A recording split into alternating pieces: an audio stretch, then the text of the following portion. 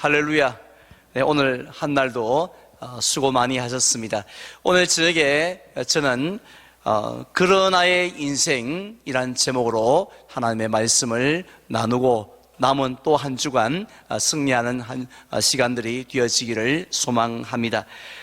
고린도전서 10장 31절에 보면 사도 바울은 그런즉 너희가 먹든지 마시든지 무엇을 하든지 다 하나님의 영광을 위하여 하라라고 말씀을 하셨습니다. 이 말씀은 어떤 뜻이냐면은 우리가 일상생활을 살아갈 때에 마치 주일날 공적인 예배를 드리듯이 그렇게 살아가라라는 말씀입니다. 그렇다라고 해서 우리가 한 주간을 살아가면서 그냥 틈만 있으면 기도하고 틈만 있으면 찬송하면서 그렇게 살라라는 말씀이 아닙니다. 우리가 주일 오전 예배 때에, 공적 예배 때에 무엇을 합니까? 우리는 예배 때 그 귀한 시간에 모여서 하나님을 드러내지 않습니까? 하나님이 얼마나 능력 있는 분인가를 우리가 고백하면서 드러내고, 또 하나님이 얼마나 은혜로우신 분이신가를 드러내며 나타내는 자리가, 그래서 그것을 통해서 하나님께 영광을 돌리는 자리가 예배의 자리지 않습니까?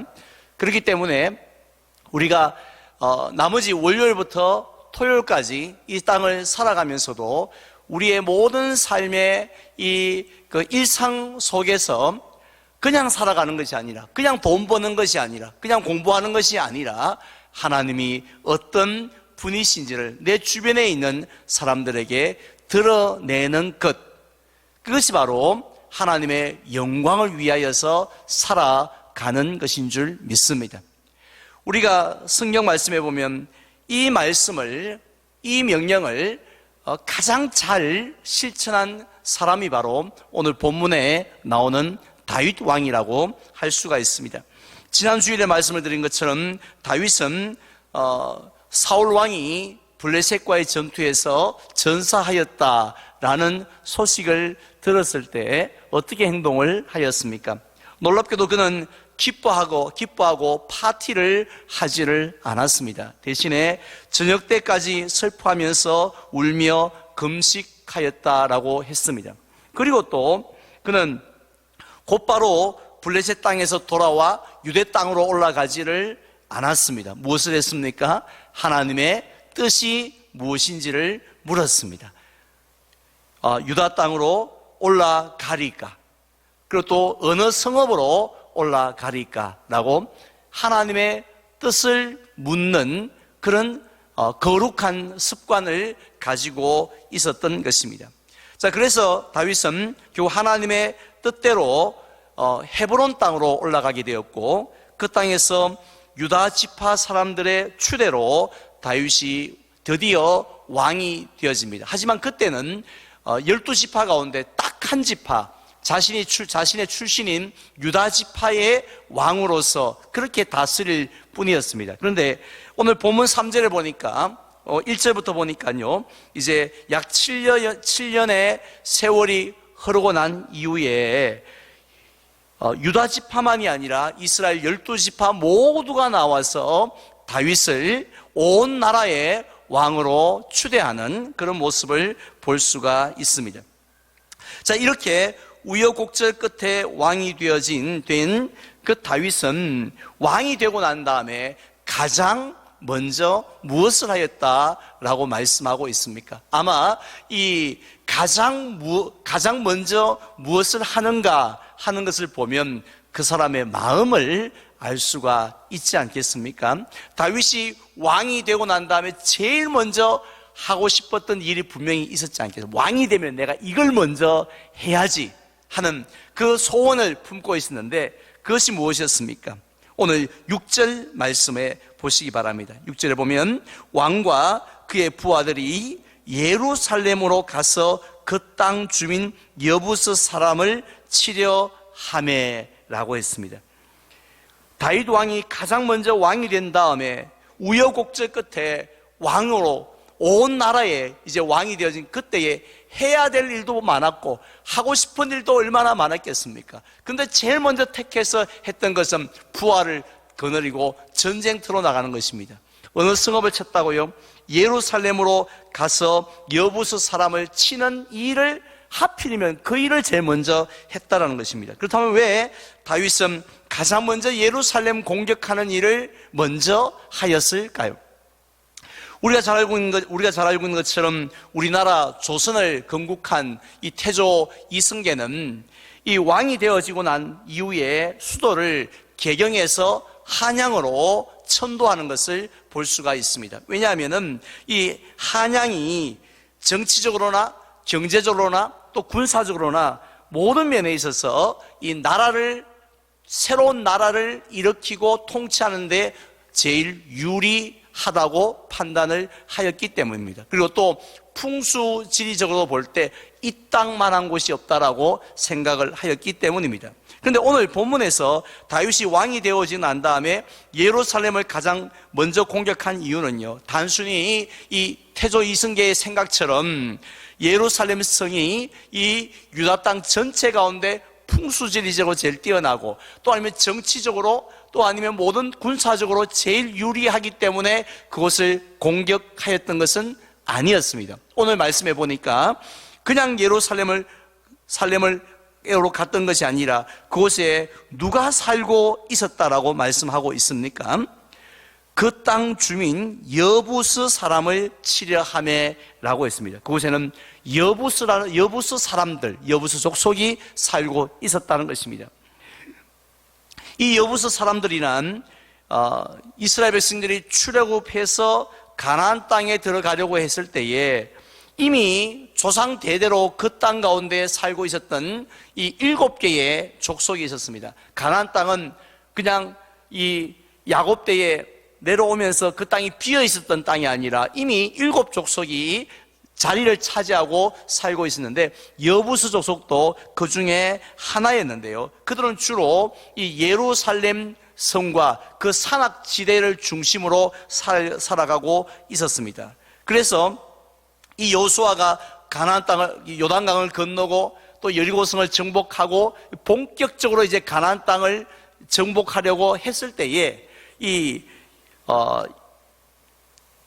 여부스 족속들도요, 다른 왕들과 연합합니다. 왜냐하면 혼자서는 감당이 안 될 것 같으니까 연합군을 형성해서 이 여호수아 군대와 전쟁했는데 그때 크게 패하고 말죠. 그때에, 그 순간에, 그때에 이 예루살렘의 왕, 즉 여부스의 왕도 이제 여호수아에게 사로잡혀서 처형을 당하는 그런 일이 있었습니다. 그런데 그 이후로 이 여부스 족속은 역사에서, 즉 가나안 땅에서 사라진 것이 아니었습니다. 분명히 왕이 죽었기 때문에 이제는 오합지졸이 되어서 힘도 못 쓰고 그냥 다 진멸되었을 것 같았는데 놀랍게도 사사기 1장 21절에 보면 이런 말씀이 있습니다. 베냐민 자손은 예루살렘에 거주하는 여부스 족속을 쫓아내지 못하였으므로 여부스 족속이 베냐민 자손과 함께 오늘까지 예루살렘에 거주하니라 라고 말씀했습니다. 결국 하나님은 이스라엘 백성들에게, 특별히 12지파에게 땅을 분배하면서 그 땅에 살고 있는 어떤 족속이, 이방 족속이든지 진멸하기를 원하시는데 그 땅을 분배받은 베냐민 족속들은 이 왕도 없는 이 여부스 족속을 쫓아내지는 못한 것입니다. 무슨 이유였는지 그들을 쫓아내지 못하였고 그래서 그들과 함께 살게 되었다라고 했습니다. 그 이후로 여부스 족속의 세력은 점점점 강하여졌고 그래서 이 다윗 때까지 예루살렘 성에서 이 주인 노릇을, 특주대감 노릇을 하면서 이 땅은 내 나오발이야, 내 지역이야, 아무도 들어오지 못해 하고 그 땅을 차지하고 있었다는 것입니다. 특별히 이 지리적으로 이 예루살렘은 이 동쪽 그리고 남쪽 두 쪽의 이 면이 다 절벽으로 되어 있었습니다. 그러니까 전쟁을 하기에 얼마나 유리합니까? 성을 지키기에 너무너무 유리한 이 천혜의 요새였습니다. 그래서 아무도 그곳을 여부스 족속을 칠 엄두도 못 냈고 그 땅 내놓으라고 이렇게 소리도 칠 수 없었던 바로 그런 상황이었다는 것입니다. 따라서 이렇게 이러한 예루살렘 성을 사람들이 탁 바라보았을 때에 누구의 영광이 드러나고 있었겠습니까?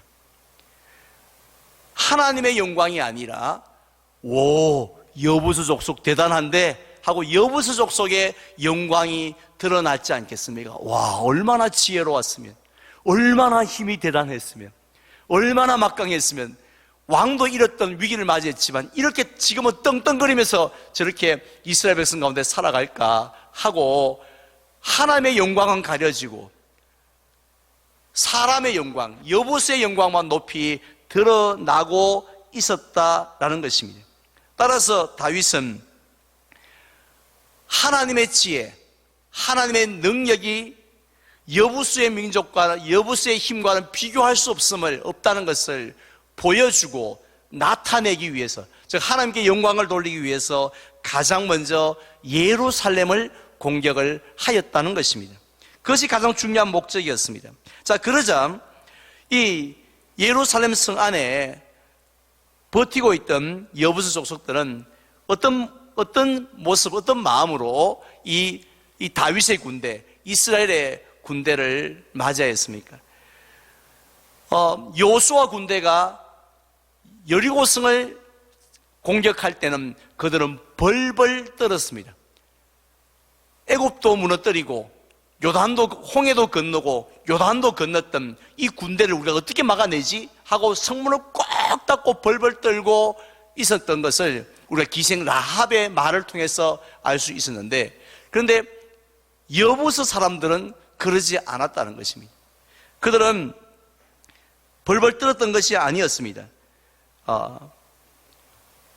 우리 상식적으로 생각할 때는 좀 떨 것 같지 않습니까? 왜냐하면 지금 그들을 예루살렘을 향하여 돌격 앞으로 하면서 그 전쟁을 이끄는 왕이 누굽니까? 사울 왕이 아니라 다윗 왕이, 천하의 장군이었던 다윗 왕이 그들을 향하여 가장 먼저 공격하러 왔을 때에 얼마나 두려웠겠습니까? 그런데도 그들은 전혀 두려워하지 않습니다. 6절 말씀을 한번 볼까요? 왕과 그의 부하들이 예루살렘으로 가서 그 땅 주민 여부수 사람을 치려 하매, 자, 그 뒤에 어떻게 나옵니까? 그 사람들이 다윗에게 이르되 뭐라고 말하죠? 네가 결코 이리로 들어오지 못하리라.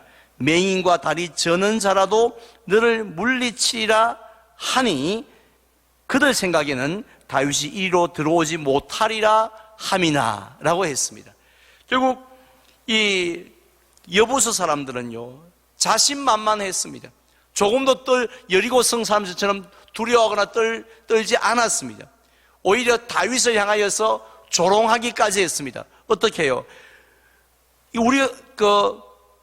이 맹인과 심지어 다리를 저는 사람이라 할지라도 충분히 너를 물리친다. 우리의 정예 군대가 나가서 너를 막을 필요도 없다는 것이죠. 우리 중에서 제일 연약한, 앞을 볼 수 없는 사람, 다 제대로 걸을 수도 없는 사람조차도 충분히 너를 막아낼 수 있다라고 이렇게 조롱을 하였다는 것입니다. 따라서 다윗이 아무리 뛰어난 골리앗을 죽인 장수라 할지라도 절대로 들어오지 못할, 한 걸음도 들어오지 못할 것이라고 100% 확신을 하였던 것입니다. 왜 그랬습니까? 왜 이렇게 자신했습니까? 그만큼 지리적인 조건이 좋았기 때문에, 전쟁에서 이길 승산이 훨씬 더 높았기 때문에 이렇게 말을 한 것입니다. 자, 그런데 이렇게 불리한 상황을, 전쟁이 불리한 상황이 있다는 것을 다윗이 알았을까요? 몰랐을까요? 당연히 다윗은 다 알고 있었습니다. 전쟁터에 나가면서 그냥 무대뽀로 나갔겠습니까? 사람은 누구나, 다윗뿐만 아니라 누구나 주일학교 아이들이라 할지라도 무슨 일을 시작하기 전에 지금 이 상황이 어떤지 분석을 하지 않습니까? 그래서 나에게 조금이라도 유리한 상황이면 이때가 기회다 하고 찬스를 놓치지 말아야 하고, 그리고 적극적으로 이게 그 일을 추진해 나갑니다만은, 그러나 반대로 나에게 좀 불리할 것 같다라는 이런 판단이 있으면, 상황이 불리하게 돌아가면 어떻게 합니까? 스탑, 잠깐 좀 생각 좀 해보자 하고 멈추고 그 계획을 접든지 또 다음으로 미루든지 그렇게 하지 않습니까? 상황을 보고 다 상황을 보고 앞으로 나갈 건지 멈출 것인지를 결정한다는 것이죠.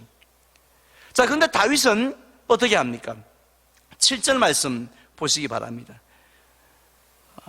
다윗이 시온 산성을 빼앗았으니 이는 다윗 성이더라 라고 말씀을 하고 있습니다. 우리나라 성경에는 그냥 다윗이 시온 산성을 빼앗았으니 라고 이렇게 되어져 있는데요, 좀 원어에 좀 충실하게 번역을 한다라면 다윗라는 이름 앞에 한 단어를 더 집어 넣어야 합니다. 그 단어가 바로 그러나입니다. 그러나, 다른 말로는 그럼에도 불구하고 라는 단어를 집어넣어야지 이 말씀이 제대로 번역되어졌다라고 할 수가 있습니다. 일반적으로 사람들은 이 세상에는 두 종류의 인생이 있습니다. 하나는 그러므로의 인생이고 또 하나는 그러나의 인생을 사는 사람이 있습니다.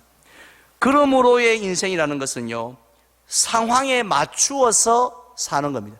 형편에 맞추어서 분위기와 여론과 모든 여건들에 잘 맞추어서 살아가는 인생이 그러므로의 인생입니다. 경기가 아주 좋음으로 그러므로 내가 사업을 하고, 경기가 나쁨으로 그러므로 내가 사업을 하지 아니하고, 이런 식으로 모든 상황을 맞춰가는 사람이 있는 반면에 그러나의 인생을 사는 사람들이 있습니다. 바로 다윗 같은 사람이죠. 상황과 정반대로, 상황이 본인에게 불리한 가운데 있지만은 지리적으로 그럼에도 불구하고 정반대로 살아가는 것입니다. 그렇다면 다윗이 왜 이렇게 그러나의 인생을 살 수 했겠을까요?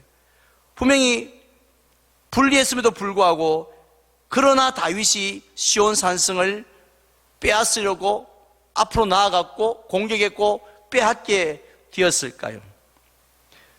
그 이유는 한 가지뿐이죠. 그가 그러나의 인생으로 살 수 있도록 바뀌어진 것은 결국은 자신의 실력을 의지했기 때문이 아니라 하나님의 능력과 사랑과 지혜를 의지했기 때문인 줄 믿습니다. 아무리 자기 자신을 바라보았다면, 아무리 골리앗을 넘어뜨린 실력 있는 사람이라 할지라도 그러므로 인생을 밖에 살지 못했을 겁니다. 하지만은 아무리 난공불락의 요새라 할지라도 그냥 여리고 성도 무너뜨리셨던 그 하나님의 능력을 바라볼 때에 그러나의 인생을 살게 된 줄 믿습니다. 그리고 또 지금까지 하나님께서 다윗을 정말 눈동자와 같이 지키고 인도하셨지 않습니까? 그 하나님을 바라볼 때에 그의 생각이 바뀐 겁니다. 그러므로가 그러나로 바뀌어지고 생각이 바뀌어지니 인생이 바뀌게 되어졌다라는 것입니다. 또 하나님의 지혜를 바라볼 때에 그의 생각이 바뀌어지게 된 것입니다. 자, 그러자 실제로 어떤 일이 일어납니까? 8절 말씀 보시기 바랍니다. 그날에 다윗이 이르기를 누구든지 여부스 사람을 치거든 어디로 올라가라고요? 물 깃는 대로 올라가서 라고 하면서 작전 지시를 내리는 것을 보게 되어집니다. 이 지혜가 누구의 지혜일까요? 다윗의 지혜가겠습니까? 다윗 참모의 지혜이겠습니까? 하나님을 바라볼 때 하나님이 주시는 지혜인 줄 믿습니다. 아무리 둘러봐도 길이 보이지 않지만 하나님을 바라볼 때 하나님께서는 길을 볼 수 있는 눈을 열어주시는 줄 믿습니다. 사람의 힘으로는 열 수 없는 문이지만 하나님에게는 열쇠가 있는 줄로 믿습니다. 그래서 다윗은 모든 사람들이 그러므로 너무 요새가 아주 험하고 우리에게 불리하기 때문에 그러므로 우리는 싸움을 하지 말자라고 다 물러난 상황 속에 있었지만 그러나 하나님을 의지하고 나아갔을 때 하나님이 뭘 보게 하십니까? 그 여리고성의 치명적인 약점인 그들도 몰랐던 바로 물 깃는 곳으로 올라갈 수 있는 길을 보게 하신 것이죠. 그래서 결국은 그 길을 통해서 올라갔고 그 길을 통하여서 예루살렘을 정복하게 되었습니다. 누구의 영광이 드러나게 되었습니까? 하나님의 영광이 드러났죠. 하나님의 지혜, 하나님이 이렇게 지혜로운 분이신 것을, 하나님이 이렇게 능력 있는 분이신 것을, 하나님이 이렇게 신실한 분인 것을 이 예루살렘 성을 공격함으로, 정복함으로 나타내게 된 것, 이것이 바로 다윗이 첫 번째로 했던 일이었다라는 것입니다. 따라서 저는 이제 말씀을 맺으려고 하는데요, 우리 하나님은 오늘 이 자리에 모인 저와 여러분들이 또 방송에 함께하고 있는 우리 모든 동산의 가족들이 예배, 우리가 드리는 이 공적인 예배 시간뿐만 아니라 예배가 끝이 나고 다음 공적인 예배를 모이는 그 시간까지 우리의 모든 일상 속에서 하나님이 어떤 분이신지 하나님의 영광을 드러내기를 원하시고 있는 줄 믿으시기를 바랍니다. 그게 뜻입니다. 예배 잘 봤다라고 하나님은 만족하시는 것이 아니라 삶의 예배가 시작되기를 원하신다라는 것입니다. 물론 말처럼 쉬운 일이 아닙니다. 어쩌면 공적인 예배가 더 쉬운지 모릅니다. 다 같이 모이면 되잖아요. 그냥 앞에 인도자에 따라서 묵상, 신앙 고백하고 찬양하고 말씀 듣고 기도하면 되지 않습니까? 그런데 삶의 예배는 인도자가 없습니다. 나 스스로가 예배자가 되어서 하나님의 영광을 위해서 살아가야 됩니다. 다윗이 그렇게 살아가려고 할 때에 여부수 사람들이 뭐라고 그랬습니까? 얼마나 조롱하였고 얼마나 위협하였습니까? 그것처럼 우리의 상황도 분리할 수밖에 없습니다. 우리가 세상을 향하여 나아갔을 때 하나님의 영광을 한번 나타내 보라고 다 판을 깔아주고 우리를 격려하고 위로하고 힘을 주지 않습니다. 세상에 돌아가는 모든 문화들이, 모든 것들이 다 하나님이 아무것도 아닌 것처럼 그렇게 우리의 마음을 위협하고 조롱하고 우리를 짓누를 때가 너무나도 많이 있다라는 것입니다. 하지만 그리할수록 우리가 그러므로의 인생이 아니라 그러나의 인생을 살기 위해서 무엇을 바라보아야 합니까? 하나님의 능력을 바라보시기를 바랍니다. 그 상황 속에서 하나님의 신실하신 사랑을 바라보시기를 바랍니다. 하나님의 지혜로우심을 바라보시기를 바랍니다. 그리할 때에 우리가 그 어렵고 힘든 상황 속에서 누구를요? 하나님을 드러내는 줄로 믿습니다. 우리를 통해서 우리가 드러나는 것이 아니라 하나님의 영광이 드러나게 될 줄 믿습니다. 그래서 이렇게 오늘 주신 말씀 통하여서 정말로 우리가 하나님께 영광을 돌리는, 그래서 우리의 삶 전체가 하나님께 기쁨이 되어지는 저와 여러분들이 되시기를 주님의 이름으로 축원을 드립니다.